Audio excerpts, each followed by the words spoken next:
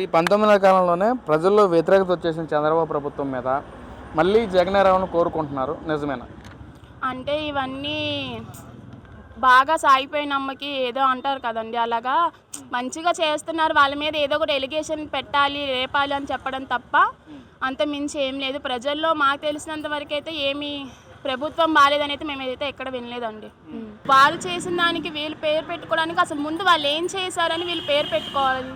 ప్రతి దగ్గర జనాల సొమ్ముని వాళ్ళు ఏదో ఒక రకంగా దోచుకొని ఉన్న నిధులను కూడా వాళ్ళకి అవసరాలకి వాళ్ళు ఉపయోగించుకున్నారు, కానీ ప్రజలకైతే వాళ్ళైతే ఏం చేయలేదు. ఆయన ఇచ్చిన నవరత్నాల కన్నా సూపర్ 6 గట్టిగా తగిలేంత స్పీడ్లో వెళ్తుంది అనమాట. ఆయన ఇచ్చిన హామీల కన్నా ఈ ప్రభుత్వమే చాలా మాకు మేలు చేసిందని మేము చెప్తాము. మేడం, మీ పేరండి? నా పేరు సాయి అండి. ఏం చేస్తారు? నేను హౌస్ వైఫ్. ఏం చెప్తారు? ఈ 19 నెలల కాలంలో పరిపాలన ఎలా ఉంది అసలు? ముఖ్యంగా గతం ప్రభుత్వంతో పోల్చుకుంటే ఈ ప్రభుత్వం చాలా అంటే చాలా బాగుందండి. ఇచ్చిన హామీలే కానీ ఏవైనా సరే ప్రతి ఒక్కటి నెరవేర్చారు. చాలా బాగుంది ఈ ప్రభుత్వం.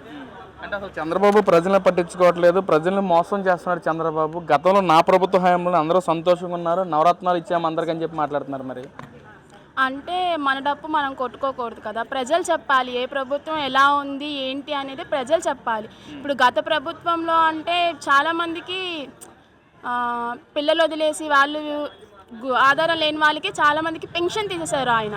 ఇప్పుడు అది చాలా పద్ధతి కాదు కదా. అంటే ఇప్పుడు జరగడానికి లేక పెట్టేవాళ్ళు లేక పెన్షన్ మీద ఆధారపడే చాలామంది వికలాంగులే కానీ వృద్ధులే కానీ వాళ్ళందరికీ పెన్షన్ తీసేశారు. కానీ ఈ ప్రభుత్వం వచ్చాక 3000 పెన్షన్ని 4000 చేశారు వృద్ధులకి. వికలాంగులకు వచ్చేసి 6000 ఇస్తున్నారు. లెగలేని పరిస్థితిలో ఉండి ఏదైనా అనారోగ్యకారంగా ఉన్న వాళ్ళకి 10,000 ఇస్తున్నారు. ఏ హామీ ఆయన ఇచ్చిన నవరత్నాల కన్నా సూపర్ 6 గట్టిగా తగిలేంత స్పీడ్లో వెళ్తుంది అనమాట. ఆయన ఇచ్చిన హామీల కన్నా ఈ ప్రభుత్వమే చాలా మాకు మేలు చేసిందని మేము చెప్తాము. అంటే మేడం, ఈ 19 నెలల కాలంలోనే చంద్రబాబు అసలు డెవలప్మెంట్ ఏమీ చేయలేదు. గతంలో జగన్మోహన్ రెడ్డి గారు డెవలప్మెంట్ చేసిందే చంద్రబాబు ప్రచారం చేసుకుంటున్నాడు. పబ్లిసిటీ ముందుంది కానీ డెవలప్మెంట్కి వచ్చేటప్పుడు ఏమీ లేదని చెప్పి మాట్లాడుతున్నారు. అమ్మ, ఏం చెప్తారు మరి? అంటే ఇప్పుడు వాళ్ళు చేసిన దానికి వీళ్ళు పేరు పెట్టుకోవడానికి అసలు ముందు వాళ్ళు ఏం చేశారని వీళ్ళు పేరు పెట్టుకోవాలి. ప్రతి దగ్గర జనాల సొమ్ముని వాళ్ళు ఏదో ఒక రకంగా దోచుకొని ఉన్న నిధులను కూడా వాళ్ళకి అవసరాలకి వాళ్ళు ఉపయోగించుకున్నారు, కానీ ప్రజలకైతే వాళ్ళైతే ఏం చేయలేదు. అది పోతే వాళ్ళు చేసిన అక్రమాలకి దౌర్జన్యాలకి ఇప్పుడు ఈ ప్రభుత్వం వచ్చి పేరు పెట్టుకుంటుందా, లేకపోతే ఏ రకంగా పేరు పెట్టుకుంటుందని ఆయన మమ్మల్ని అంటే ఈ ప్రభుత్వాన్ని వాళ్ళు ప్రశ్నిస్తారు. ఇప్పుడు మేమేం చేసామనేది, ఈ ప్రభుత్వం ఏం చేసింది అనేది ప్రజలందరికీ తెలుసు. ఆ ప్రభుత్వం ఏం చేసింది, ప్రజల్ని ఎంత నష్టపరిచింది, ఏవేవి భూములే కానీ అన్నీ ఎన్ని కబ్జా చేశారు, ఎంత అప్పులు చేశారు అనేది ప్రజలందరికీ తెలుసు. ఇప్పుడు వాళ్ళు వచ్చి ఏదో మేము గొప్ప మా గొప్పలకి వాళ్ళు పేరు పెట్టుకున్నాం అనేది చాలా తప్పు మాట అండి. అది మరి మీ ఇంట్లో ఏమన్నా ఏదైతే సూపర్ 6 అన్నారో వాటిలో ఏమైనా పథకాలు ఏమైనా అమలు అవుతున్నాయి మీకు? అన్నీ అమలు అవుతాయండి. ఇప్పుడు ఆయన ఉన్నారు జగన్మోహన్ రెడ్డి గారు, తల్లికి అమ్మఒడి అన్నారు. ఇంట్లో ఎంతమంది పిల్లలు ఉంటే అంతమంది పిల్లలకి అమ్మఒడి వేస్తా అన్నారు. తీరా ఆయన గెలిచిన తర్వాత ఇంట్లో 2 ముగ్గురున్నా ఒక పిల్లకే ఇచ్చారు అమ్మఒడి. అంటే మిగిలిన పిల్లలు ఏమవ్వాలి, రోడ్డు మీద పడి తిరగాల? ఒక పిల్లల్నే చదివించి ఒక పిల్లనే చదివిస్తే మిగిలిన పిల్లలు రోడ్డు మీదకి ఎక్కాలా? ఇప్పుడు ఈ ప్రభుత్వం ఉంది, కూటమి ప్రభుత్వం. ఇంట్లో ఎంతమంది పిల్లలు ఉంటే అంతమందికి తల్లికి వందనం ఇస్తా అన్నారు. ప్రతి ఒక్కరికి ఇచ్చారు. ఒక పిల్ల ఉంటే ఒక పిల్లలకి ఇచ్చారు, ఇద్దరుంటే ఇద్దరికి ఇచ్చారు, ముగ్గురుంటే ముగ్గురికి ఇచ్చారు. ప్రతి ఒక్కరికి తల్లికి వందనం అనేది ఇచ్చారు. ఆ తర్వాత పెన్షన్ పెంచుతామన్నారు. ప్రతి ఒక్కరికి పెన్షన్ పెంచారు. ఉచిత గ్యాస్ బండలు అన్నారు. ఈ రోజుల్లో ఎవరికి గ్యాస్ బండ్ అందుకుని ఉంది? ప్రతి ఒక్కరికి ఉచిత గ్యాస్ బండ్ ఇచ్చారు. ఆ స్త్రీశక్తి కింద ఉచిత బస్సు పెట్టారు. ఉచిత బస్సు కూడా అమల్లోకి వచ్చింది. ఆడవాళ్ళందరూ కూడా చక్కగా ఇది వరకు ఛార్జీలు పెట్టుకొని ఎక్కడికైనా వెళ్ళాలంటే ఇబ్బంది పడేవాళ్ళు. ఎందుకంటే ఆడవాళ్ళంటే సామాన్యంగా చాలామంది గృహిణిలే ఉంటారు కాబట్టి వాళ్ళకి ఇంట్లో జరుగుబాటు భర్తలు ఇస్తేనే జరిగింది కాబట్టి ఇబ్బంది పడేవాళ్ళు. ఇప్పుడు వాళ్ళు సొంతంగా ఎక్కడికైనా వెళ్ళి రాగలరు.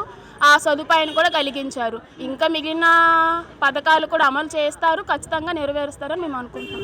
అంటే చంద్రబాబు నాయుడు గారు చేసిన మంచి ఏదేనంటే ఈ 19 నెలల్లో మీరేం చెప్తారు అసలు? చంద్రబాబు నాయుడు గారు చేసిన మంచి ఏంటి అంటే పేదలకి పెన్షన్ పెంచడం అండి. నా ఉద్దేశం అయితే అది. ఎందుకంటే ఎవరో ఒకళ్ళు పెడితేనే వాళ్ళు తినాలి. వాళ్ళు సొంతంగా కష్టపడలేరు. అంటే ముసలి వాళ్ళు సొంతంగా కష్టపడలేరు. ఎవరో ఒకళ్ళు పెడితేనే తినాలి. పిల్లలో, కోడల్లో, కొడుకులు ఎవరో ఒకరు పెడితేనే తినాలి. కాదు నెలకి 4,000 అంటే మామూలు విషయం కాదు కదా. సో ఆ 4,000 అనేది వాళ్ళ తిండికి అన్నిటికీ జరుగుబాటు సరిపోతాయి. సో నాకు తెలిసి అయితే ఈ 19-18 నెలల్లో ఆయన చేసిన గొప్ప పని ఏదైనా పెన్షన్ పెంచడం. మరి 2029లో ఎవరు గెలుస్తారు? మీ అభిప్రాయం ఏంటి అసలు? మేమైతే ఖచ్చితంగా చంద్రబాబు నాయుడు గారే గెలుస్తారనుకుంటున్నామండి. మరి ఏంటి అసలు చంద్రబాబు నాయుడు గారు చేసిన మంచి అయితే మీరు పేదల పెన్షన్ పెంచడం అని చెప్తున్నారు. మరి యువత పరంగా ఏం చేస్తుంది మరి ఈ ప్రభుత్వం? యూత్ పరంగా అంటే మంచి ఎడ్యుకేషన్ తీసుకొచ్చారు, డెవలప్మెంట్ తీసుకొచ్చారు. ఇప్పుడు చదువుకున్న పిల్లలకి జాబ్స్ ఇస్తున్నారు. వాళ్ళకేం కావాలో మాకంటే ముందుగా ఆయనే ఆలోచించి పిల్లలకి ఏం కావాలి, ఎడ్యుకేషన్ ఉన్న వాళ్ళకి ఏం చేస్తే బాగుంటుందని ఆయనే ముందుగా ఆలోచించి ఆయనే ముందు అన్ని అమల్లోకి తీసుకొస్తున్నారు. లోకేష్ గారే కానీ, చంద్రబాబు నాయుడు గారే కానీ ప్రజల గురించి అన్నీ ఆలోచిస్తున్నారు కాబట్టి ఇంకా ఇలా ఉంది ప్రభుత్వం నేను అనుకుంటున్నాను. అంటే మరి 19వ కాలంలోనే ప్రజల్లో వ్యతిరేకత వచ్చేసిన చంద్రబాబు ప్రభుత్వం మీద మళ్ళీ జగన్నారావును కోరుకుంటున్నారు, నిజమేనా? అంటే ఇవన్నీ బాగా సాగిపోయిన అమ్మకి ఏదో అంటారు కదండి, అలాగా మంచిగా చేస్తున్నారు. వాళ్ళ మీద ఏదో ఒకటి ఎలిగేషన్ పెట్టాలి, రేపాలి అని చెప్పడం తప్ప అంత మించి ఏం లేదు. ప్రజల్లో మాకు తెలిసినంత వరకు అయితే ఏమీ ప్రభుత్వం బాగాలేదని అయితే మేమైతే ఎక్కడ వినలేదండి. అది చాలా బాగుంది. ఇచ్చిన హామీలను నెరవేరుస్తున్నారు. ఏదైనా సమస్య అంటే ముందు ఉంటున్నారు, ఇబ్బందులు తీరుస్తున్నారు. ప్రతి దాంట్లో మేము ఉన్నామని ముందు ఉంటున్నారు. మాకైతే బాగా నచ్చింది. మరి అమరావతి గురించి ఏం చెప్తారు మరి మీరు?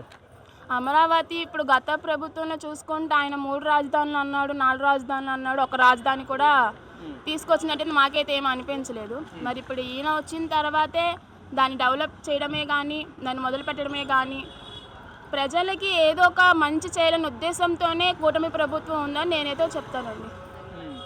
అంటే నిన్న జగన్మోహన్ రెడ్డి గారు ప్రెస్ మీట్ పెట్టి మాట్లాడుతూ అసలు అమరావతి అక్కడ దేనికి, కరెంటు లేదు, నీళ్లు లేవు, రోడ్లు లేవు, అలాంటి చోట అసలు రాజధాని దేనికి అని చెప్పి జగన్మోహన్ రెడ్డి గారు మాట్లాడుతున్నారమ్మా, ఏం చెప్తారు మరి? మరి అసలు అక్కడ అదే ఎందుకు అన్నప్పుడు ఆయన ప్రభుత్వంలో ఆయన ఎలా చెప్పారు, నేను అదే అమరావతి నేను 3 రాజధానులు చేస్తానని ఎలా చెప్పారు? ఇప్పుడు అనవసరం అనుకున్న దానికి ఆయన ఎందుకు ప్రచారం చేసుకున్నాడు? ఇప్పుడు వాళ్ళకి ఉపయోగపడితే అది ఉపయోగపడ్డట్టు, ఇంకా వాళ్ళకి అవ్వదు కాబట్టి ఇంకా మిగతా వాళ్ళు ఏం మంచి చేసినా అది చెడుగానే లెక్క తీసుకున్న వాళ్ళకి అది చెడుగానే కనిపించింది. మరోపక్క ఏమో సీఎం ఎక్కడ ఉంటే అక్కడే రాజధాని, అసలు అమరావతి రాజధాని మనకు అవసరం లేదు, సీఎం ఎక్కడ కూర్చుంటే అదే రాజధాని అని చెప్పి అంటా ఉన్నారు. మీరన్నట్లు సీఎం గారు ఎక్కడుంటే అక్కడే రాజధాని అంటే ఇప్పుడు ఆయన అమరావతిలోని స్థలం కొనుక్కున్నారు, ఇల్లు కట్టుకుంటున్నారు. సో ఆయన అక్కడ ఉన్నారు కాబట్టి అక్కడే రాజధాని. ఇప్పుడు గత హయాంలో జగన్మోహన్ రెడ్డి గారి లాగా వాళ్ళ పిల్లలు ఒక దేశంలో, ఆయన ఒక దేశంలో అలా చేస్తే వాళ్ళు ఎక్కడుంటే అది రాజధాని కాదు కదా. తీసుకొస్తామన్న ప్రతిదీ హామీ నెరవేరిస్తేనే మనం గెలిచినట్టు, ప్రజల్లోనే కానీ, దేశంలోనే కానీ, రాష్ట్రంలోనే కానీ. మాటలు చెప్పేసి ఎలిగేషన్స్ చేసేసి లేదు మేము చెప్పిందే రైటు, అవతల చేసేది ప్రతిదీ తప్పే అనుకుంటే ఇంకా పచ్చకామరలో వచ్చినోడికి ప్రపంచం అంతా పచ్చగా ఉన్నట్టు వాళ్ళు చేసిన ప్రతి తప్పులు ప్రతి సీఎం చేస్తారు, ప్రతి రాజకీయ నాయకులు చేస్తారు అనుకోవడం చాలా తప్పు. అది అంటే ఫైనల్గా అయితే ఈ ప్రభుత్వం వల్ల సంతోషంగా ఉన్నారు మీరు? చాలా సంతోషంగా ఉన్నాం. మేము ముఖ్యంగా మహిళలము చాలా అంటే చాలా సంతోషంగా ఉన్నాం ఈ ప్రభుత్వం. మేడం మరేంటి వైసీపీ నాయకులందరూ మాట్లాడుతున్నారు, జగన్మోహన్ రెడ్డి మాట్లాడుతూ ఉన్నాడు, మహిళలే నన్ను పెద్ద పెట్టేసి గెలిపించడానికి సిద్ధంగా ఉన్నారని చెప్పి అంటున్నారు కదా, దానికి మీరేం చెప్తారు మరి? వేస్తామండి. ఆయనకి చాలా అంటే చాలా పెద్ద పీట వేసి మేము అసెంబ్లీలో కూర్చోబెట్టడం కాదు, ఆయన్ని పెద్ద పీట వేసి ఒక పక్కన కూర్చోబెడతాం, మూలన కూర్చోబెట్టి తగుదునమ్మా అనుకుంటే ఆయనకి అదే ఆ పెద్ద పీట సరిపోద్ది అన్నమాట.